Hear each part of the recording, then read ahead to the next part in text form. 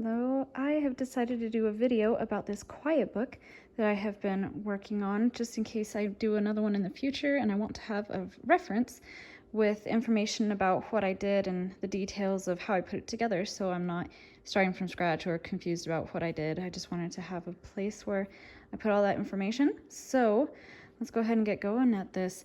So this quiet book, I started every single page with a 9x12 sheet of felt, I think it is. And on every single one, I left a 2-inch margin at the beginning, right when I started, set it aside, didn't put any designs on it or anything, so that later I could do this weird spine thing that I decided to do on it, just to, give it some strength and make it nice and crisp. And so each page I tucked under, and I wrote down the specifics on this because I actually think it was a little confusing.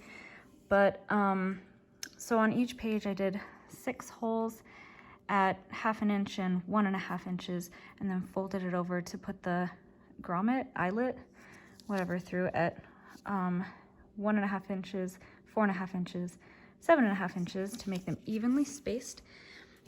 So I did that on every page, and I discovered that having one thick sheet of felt and one thin sheet of felt worked great, and it made it through. I practiced that before making this book to make sure it would, and I don't know if it would have worked with 2 thick sheets. I don't know if it would have gone through, but I discovered this worked, so that's what I went with. This boards on the outside are just fabric put down with some sticky paper, and I wanted to do fabric and not felt just to make it flat so it wouldn't catch on stuff. And it's holding up pretty good so far. Mark was the one who had the idea to make it look like old booky, and I love it. So one of the last things I have to do on this book to finish it up are to sew all these pages together around the edge. I haven't done that yet just because that makes all my decisions final. And so I want to make sure I've done everything I've wanted to before I seal it up. So this first page is a balloon color matching page, and Tony loves balloons. Every single one I sewed around the edge, and then I also did that with embroidery floss and put a ribbon on each one. I did ribbon instead of embroidery floss or string because I didn't want it to get tangled in big knots. This is a little bit harder to get into knots, though they still do get wrapped up, but you just gotta stay on top of it and keep them untangled. So I am putting them each down with some Velcro, though I haven't put all of it on yet. I still need to put it on all the balloons. That will help hold them down, because I was going to just trust them to stay down from friction, and decided that was not a good idea. So I just need to finish that up for this page, and then that'll be done. This next page is a flower page, and all of these are the thickest felt that I could find because I didn't want to have to deal with layers or anything, and because they get a lot of pressure on them, I have reinforced both sides of the hole here because they do get tugged on quite a bit, and outlined each one as well. And then these buttons are actually reinforced on the back with some sequins, which I've done a lot through my book because I just wanted to make sure it wouldn't pop through the felt or warp it. I wanted to give it some extra strength and reinforcement. So, and then this is put down with some sticky paper again, and it's very thin felt so it doesn't stick up too far. And I think that's that one. This rainbow zipper page I love, and so does Tony. If I changed one thing about it, instead of having it go this diagonal, I would have it go this way, just because being right-handed, it's a lot easier to make this motion than it is that motion. So that is something that I would change about this page, is I would have it go the opposite direction. But what can you do? Everyone is sewed down on either side with invisible thread, and I marked them off where I needed them to stop before the cloud with that same invisible thread to stop it. This is put down with white embroidery floss, and then this hand stitch here will be gone. What it's doing right now is holding on this very stiff piece of felt on the other side, because this one is too flimsy and it flops about, and the zippers do not open as well. So I reinforced it with that stiff piece, so this hand stitching will be gone once that is all completed. This is my astronaut page. This slides to the moon and back. And on all my sliding pages, I've put silky fabric on the other side just to help it move a little more smoothly, hopefully, and that's what I put the holes in for the ribbon to slide through. On the silky material, I took a lighter to the edges to seal them all off so they wouldn't fray. It's on some nice sparkly felt to make it look like stars. These are all sewn on, and this one I tried to make the stitching incorporate into the design to be fun. Yes. All right, so this one's pretty simple. It's a mailbox page. This spins. You can see a sequin again, just to help with that friction, to help it not stick so badly and move a little more smoothly. This is a fun letter that comes out. It's a little bent because Tony shoves it in. He doesn't quite get how to just slide it in nicely yet. I'm funny. So that's why that's a little bit bent. But this also has some silkiness on the back and a very thin stitch, so it can hopefully slide in a little easier. This is hard to do left-handed. But anyway, this is sewn down by machine. This is sewn down by machine. This is done with sticky paper again, and I did it out of order. I should have left the back on while I cut it because you can totally see it, and I don't like how that looks. But what can you do? That was one of the first pages that I did, and I learned a lot. This next one features many sequins because this counting page gets a lot of tug on it as well. And I wanted each one of these to be very, very strong. So this is the counting page. These beads, I did not choose for their color or their shape or anything like that. They were chosen because they are wide and visible, but very thin, because I did not want this book to be too bulky. So that's why I chose those particular beads. These I cut out of felt, and then I think I put it down with sticky paper, maybe, not sure. So this one, I made a mistake. I was very strategic on where I left the 2-inch margins. This one I messed up and I put it on this side. So I had to cut off those 2 inches, put them on this side so you can see that mess right there. It works, so whatever. But that was the only mistake I made in that regard, so hey, but that happened. Okay, so this is my apple tree page. These apples, you just set on the tree. Tony really likes this page. I didn't sew around them or anything. They're strong enough just to hold their shape. I didn't do any Velcro or anything. I just didn't want to have to deal with that. And so those go in here. I made 8, but there's only 6, I think, because 8 just was way too crammed. And I tried to put some silky fabric in there too to make them go in and out easier. Kind of works. I don't know. So this I sewed down, kind of trying to make it look like leaves. This I kind of tried to make it look like weaving to be cool. This is hand stitched with an invisible stitch, and I don't think there's anything too interesting in there, no. But this fishy page, I will point out that through the process, I tried to cut the pages as I went to match up with each other. Bad idea. Wait until the very end after they are all sealed together to crop them to make them match, because this one I was cropping through the process. The last time I did it, I realized I took too much off because look how much shorter it is than that page. I kept the scrap hoping I can save it and make it a little bit longer at least. Anyway, so there's a note for the future. These fish are, again, have the silky stuff on the other side to help them slide easier. And hi, Tony.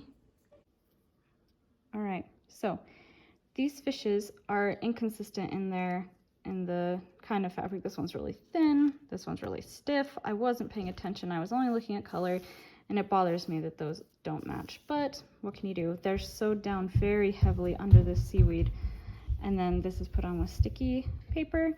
This was sewn by machine beautifully, as you can see. And I chose like one with circles to try and make it look like bubbles. No. This is the clock page. This spins around, and this also hosts many sequins, one on top, one in the middle, and one on the bottom, just to help it go more smoothly. These letters I wrote on with marker because I didn't want anything sticking up for the hands to catch on. I didn't measure them out. I don't know why. I just did them by eye, and that was probably a mistake, but what can you do?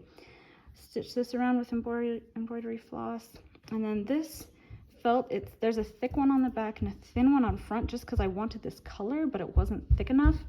I don't particularly like how that turned out, but it works. All right, So this zoo page is one of the last ones that I did, and so I'm very happy with how it turned out. The letters are put on with sticky paper, and then the sign is put down with hand sewn invisible stitch. Then each one of these doors has an animal behind it.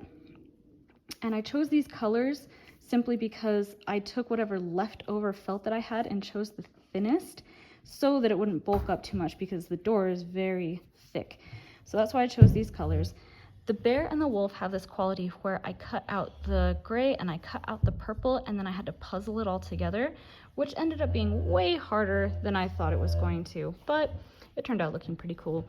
All the animals are put down with sticky sheet, but I also sewed around the edge that opens because it kept catching and pulling it off. So they're also sewn around that edge. All right, so that is my zoo page. Okay, sewn on with machine there, and that's that. So this is my car page, these slide. I'm not super happy with how this one turned out, but hey.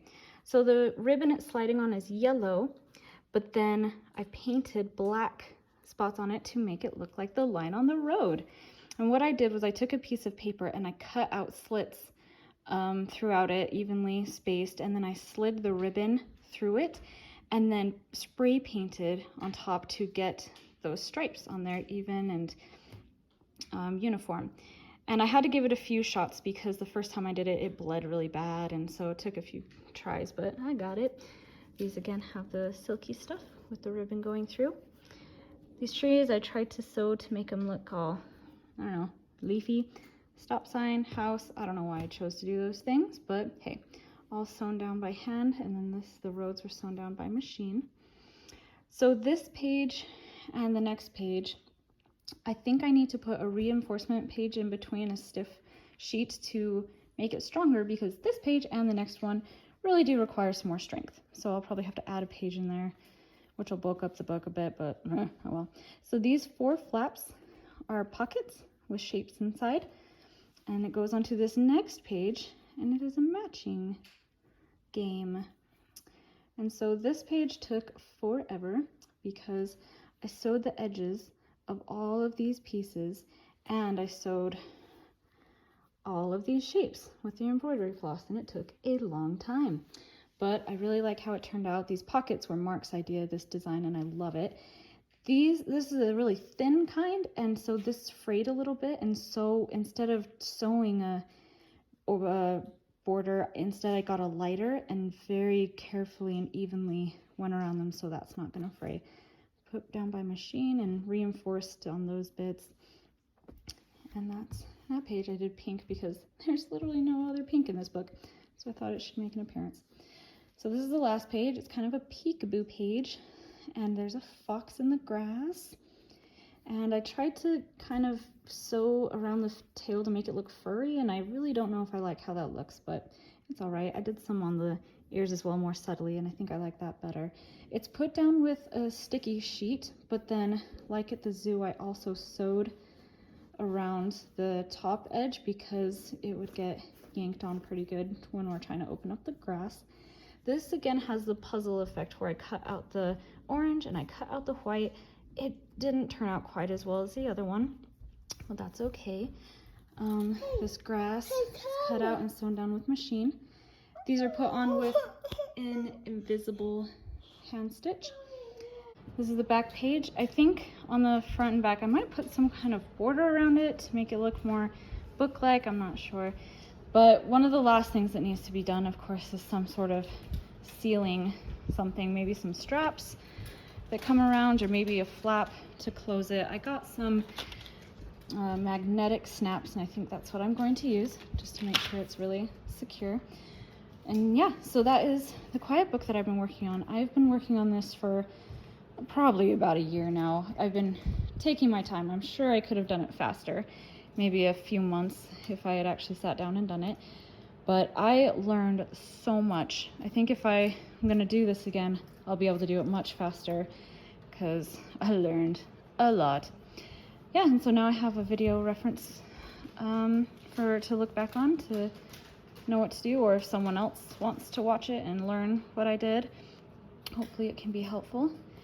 And I chose specifically to not like glue all of the sheets together or anything like that, seal them all together. I wanted to be able to interchange them. So that's why I put the holes, and I have some rings that are just barely big enough. I think they're 2.5 inch, and they just barely get through it all. So yeah, there's my reference video for this quiet book. Thank you very much.